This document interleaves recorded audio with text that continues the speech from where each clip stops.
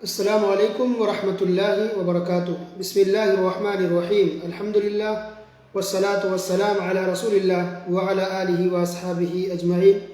محترم سامعین کرام، آپ سن رہے ہیں اسلامی شادی پارٹ نمبر 12 یعنی 12۔ آج کے درس میں ہم یہ جانیں گے کہ عثمان بن عفان رضی اللہ تعالی عنہ کی شادی کس طرح سے ہوئی۔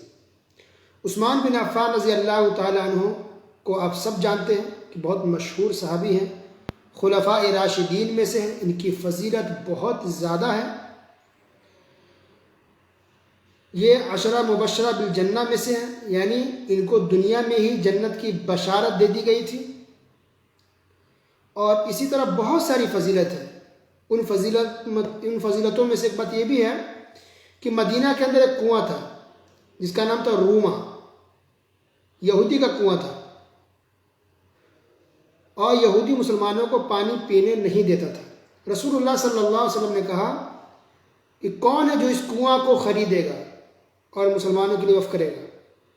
جو کنواں کو خریدے گا اس کے لیے جنت ہے، یہ کنفرم پکی بات ہے۔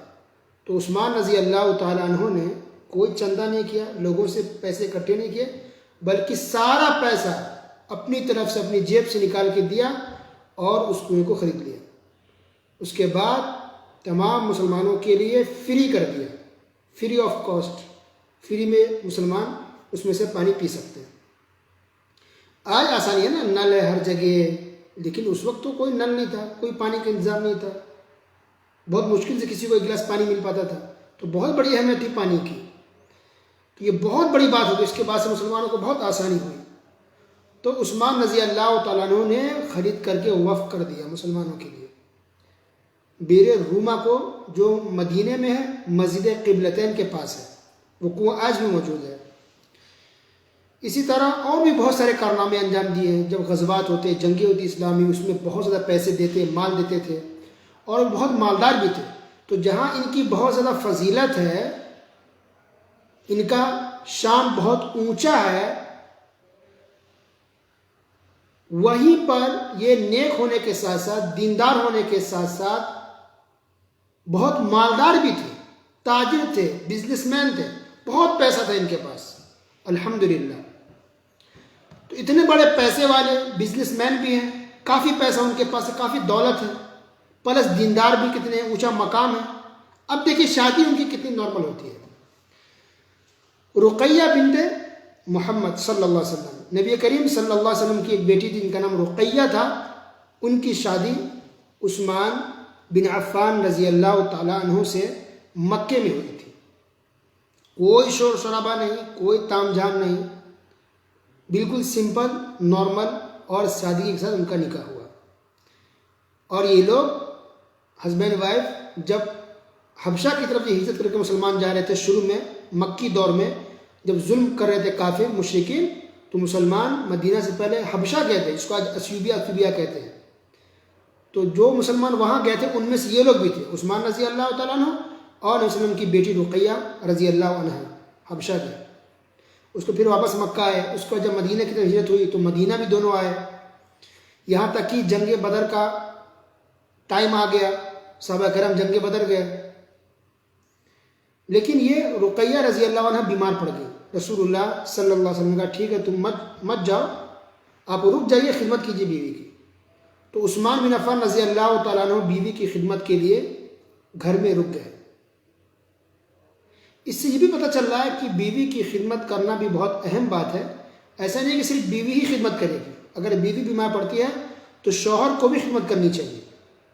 پھر یہ بھی پتہ چل رہا ہے کہ بیوی کا کتنا ادب احترام ہے، کتنا اونچا مقام اسلام نے دیا ہے کہ بیوی کا خیال رکھا جائے۔ تو بہرحال خیال تو انہوں نے رکھا، لیکن کچھ دنوں کے بعد رقیہ رضی اللہ تعالیٰ عنہ فوت ہو گئی، ان کا انتقال ہو گیا، کیونکہ زندگی موت اللہ کے ہاتھ میں ہے، نہیں بچا سکے، وفات پا گئی۔ اس سے یہ بھی پتہ چل رہا ہے کہ آج جو لوگ پکارتے ہیں ولیوں کو، بزرگوں کو، یہ عقیدہ رکھتے ہیں کہ ہمارے بزرگ، ہمارے ولی نے تو بہت سے لوگوں کو زندہ کر دیا، نعوذ باللہ، یا شفا یابی دیتے ہیں، ٹھیک کر دیتے ہیں، یہ کتنا غلط ہے۔ کوئی ہو، عبد القادر جیلانی رحمۃ اللہ علیہ ہو یا اجمیر کے ہوں یا کوئی بھی بزرگ ولی ہیں، کیسے کسی کو زندہ کر سکتے ہیں، کیسے شفا دے سکتے ہیں؟ اگر یہ ممکن ہوتا تو عثمان رضی اللہ تعالیٰ عنہ اپنی بیوی کو بچا لیتے، اور رسول اللہ صلی اللہ علیہ وسلم اپنی بیٹی کو بچا لیتے، کبھی مرنے نہیں دیتے، ان کی وفات ہو جاتی، اللہ اکبر۔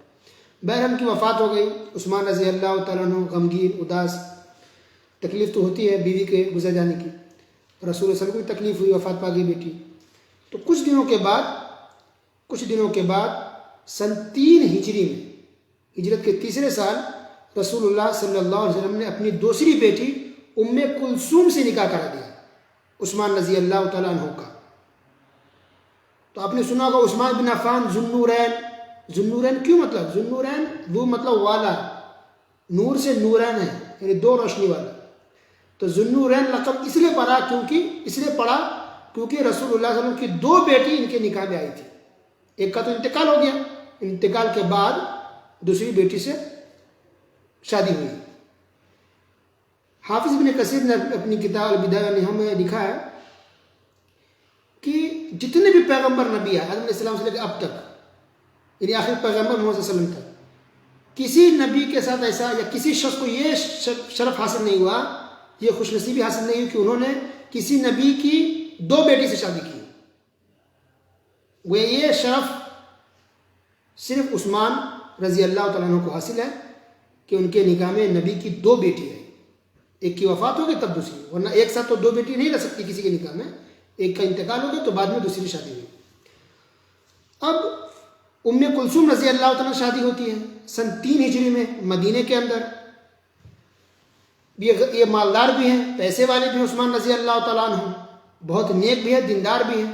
تو کیا انہوں نے اپنے پاور کا استعمال کیا کہ چلو اب شادی ہو رہی ہے نبی کے بیٹی سے، میں مالدار بھی ہوں، بہت سارے بارات کو لے کے چلتے ہیں۔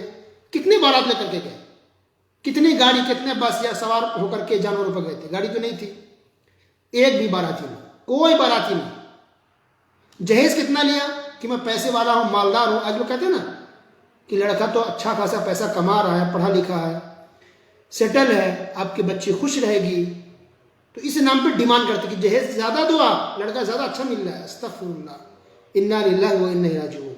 یہ بہت بے شرمی اور بے حیائی کی بات ہے کہ کوئی یہ کہے کہ لڑکا اچھا ہے تو مطلب جہیز زیادہ دو، آپ کی بچی خوش رہے گی۔ تو کیا لڑکا خوش نہیں رہے گا؟ لڑکی آرام کرے گی، تو لڑکی آرام کرے گی، لڑکا کیا کھڑا رہے گا؟ بالکل غلط ہے۔ تو عثمان رضی اللہ تعالیٰ عنہ نے جہیز کے نام پر کچھ بھی نہیں لیا، ایک پیالہ نہیں، ایک کٹورا تک نہیں، ایک دیگچی بھگونا کچھ بھی نہیں، کوئی چارپائی، مسائی، ٹیبل، بیڈ، کرسی، فرنیچر کچھ بھی نہیں، بالکل فری میں۔